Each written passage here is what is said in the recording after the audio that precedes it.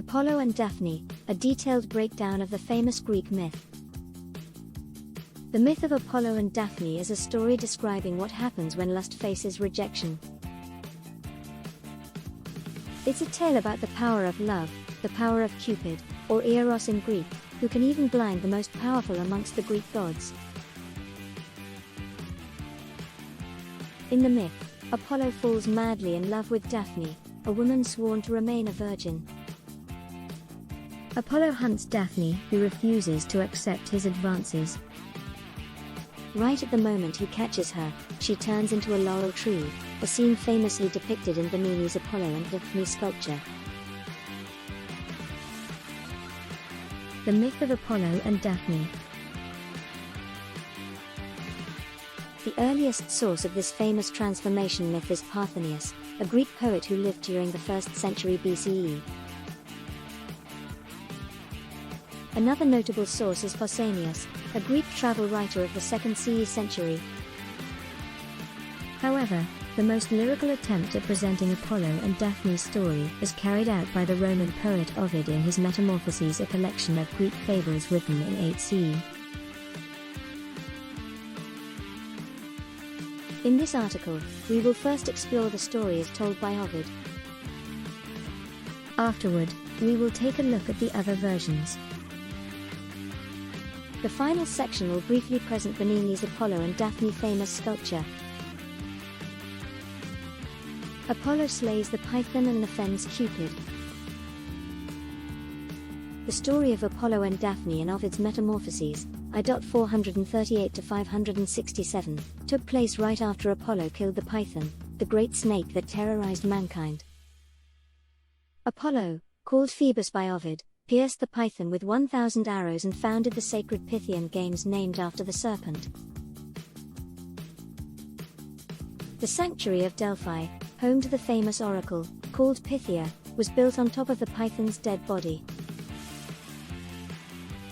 After his triumph over such a powerful enemy, Apollo was full of arrogance. Seeing the god of love, Eros, better known as Cupid, who was also a famous bowman, Apollo started making fun of him. "Impudent boy, what are you doing with a man's weapons?" Cupid was often depicted as a winged boy, which explains Apollo's comment. Apollo felt that Cupid was stealing his glory by gaining fame as a famous archer. Having defeated the Python, he believed that he and only he was worthy of holding a bow and a quiver. "I can hit wild beasts of a certainty, and wound my enemies, and not long ago destroyed with countless arrows the swollen Python that covered many acres with its plague-ridden belly."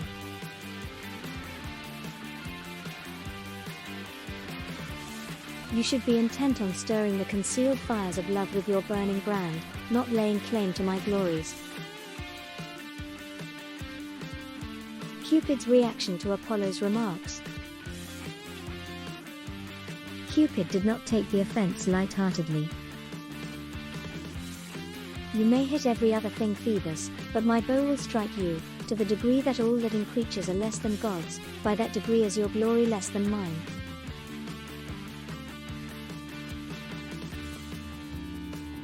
The next thing Cupid did was something Apollo did not see coming. The god of love stroked his wings and flew right next to the god of music. He then shot him on the chest with a golden arrow with a sharp glistening point. This arrow did not kill or hurt Apollo. The true injury was not corporeal, it was sentimental, but Apollo would learn that soon.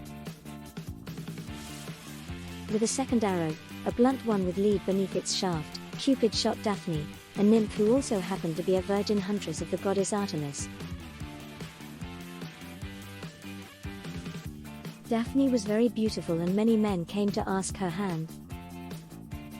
However, she was devoted to hunting and following the laws of the goddess Artemis, who demanded chastity and virginity.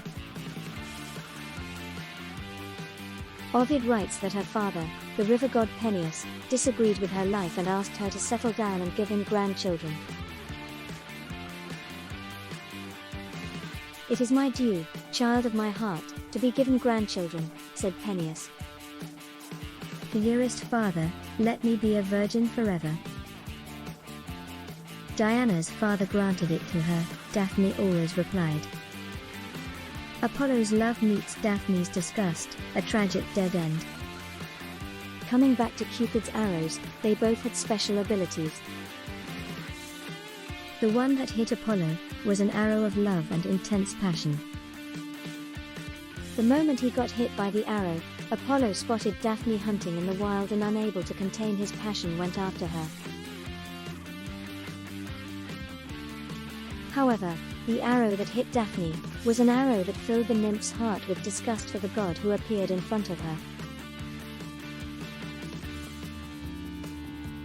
Cupid's revenge was cruel. Apollo was madly in love with a woman who hated him with every ounce of her being. Apollo's love for Daphne was so strong that the god of prophecy was unable to foretell his future, but still, his emotions were uncontrollable. He approached the nymph whom he now saw more beautiful and virtuous than she actually was. He started praising her again and again. But Daphne could not even stand his presence. Before Apollo could even get a proper response, Daphne had fled. Apollo chases Daphne. "Wait, nymph, daughter of Pennius, I beg you," screamed Apollo, but Daphne did not even look back. The god kept begging Daphne to stop. He tried to explain that he posed no threat to her and that his intentions were good. "I who am chasing you am not your enemy." "Nymph, wait. This is the way a sheep runs from the wolf, a deer from the mountain lion, but it is love that is driving me to follow you. Pity me." The chase went on as Apollo was becoming more and more paranoid. He was afraid that Daphne might fall and get hurt. In a hopeless attempt to make her stop, he started explaining to her who he was. Besides, he was the god of beauty, prophecy, medicine, and music. No woman should be able to resist him. "Rash girl, you do not know, you cannot realize who you run from, and so you run. Delphi's lands are mine, Klaos and Tenedos, and Patera acknowledges me, king. Jupiter, Zeus, is my father. Through me what was, what is, and what will be, are revealed. Through me, strings sound in harmony, to the song.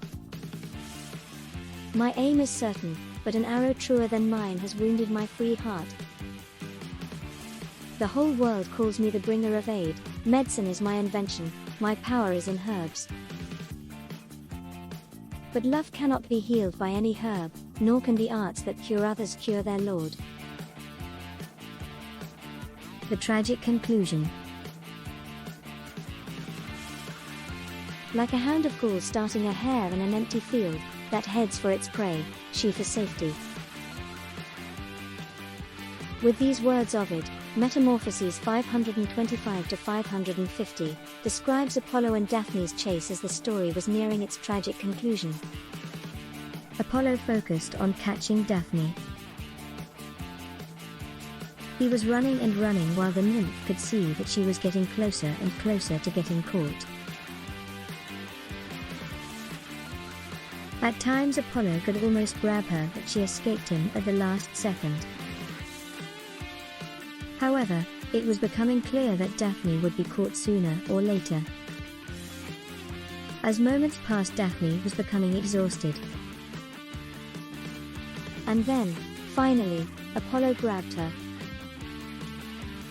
So the virgin and the god, he driven by desire, she by fear.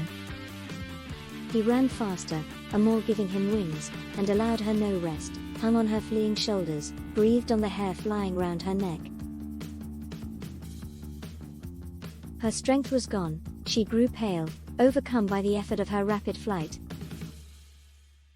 Right at that moment Daphne saw the waters of her father's river, Peneus, and screamed, "Help me, father. If your streams have divine powers, change me, destroy this beauty that pleases too well." Peneus helped his daughter, who was now firmly in the hands of Apollo. Daphne started transforming into a tree. Her hair became leaves, her arms branches, and her legs roots. Before Apollo could have a look at her face, she was gone. The only thing standing where Daphne stood was a beautiful laurel tree, literally a Daphne tree in Greek. Apollo's love never dies. Even after Daphne's transformation, Apollo's love did not wither away. The god took the leaves of the tree in his hands and kissed the wood of the tree. He then whispered, "Since you cannot be my bride, you must be my tree. Laurel, with you my hair will be wreathed, with you my lyre, with you my quiver. You will go with the Roman generals when joyful voices acclaim their triumph, and the Capitol witnesses their long processions. You will stand outside Augustus's doorposts, a faithful guardian, and keep watch over the crown of oak between them. And just as my head with its uncropped hair is always young, so you also will wear the beauty of undying leaves." And truly since then, the laurel became the sacred tree of Apollo. In the Delphi, the oracle would chew laurel leaves before receiving the divine wisdom that she translated into a prophecy. Also, the prize of the Pythian Games, the second most important games in antiquity after the Olympics, was a crown of laurel. Other versions of the myth. According to Parthenius, Daphne was the daughter of Amyclus, and not of Peneus, and lived in a group of women loyal to Artemis. As followers of Artemis, they had to retain their virginity and, consequently, no men were allowed in their ranks. However, Leucippus, the son of Oinomaus, the king of Pisa, fell in love with Daphne. To approach Daphne, Leucippus dressed like a woman and became her best friend, living amongst the followers of Artemis.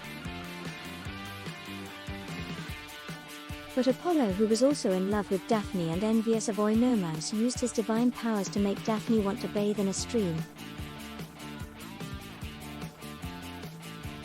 When they arrived, Daphne and her female attendants stripped, but Oinomaus refused. Using force, the women tore his clothes. When they realized that it was a man that was with them all along, they immediately attacked him with their spears. This was not the end of Daphne's misfortunes. Apollo, just like in Ovid, fell in love with the nymph and went after her. In this version, Daphne turned into a tree after she prayed to Zeus, and not to Peneus. Pausanias, a Greek travel writer of the 2nd century CE, presents the same story as the above but with Daphne as the daughter of the river Ladon. Hyginus, a contemporary of Pausanias, wrote that Daphne begged for protection from Gaia, Earth, who turned her into a tree. Bernini's Apollo and Daphne. The story of Apollo and Daphne has been particularly popular amongst visual artists throughout the ages. The transformation of a woman into a tree posed a true challenge to all those who wanted to prove that they could transcend the greatest problem in art, the depiction of movement.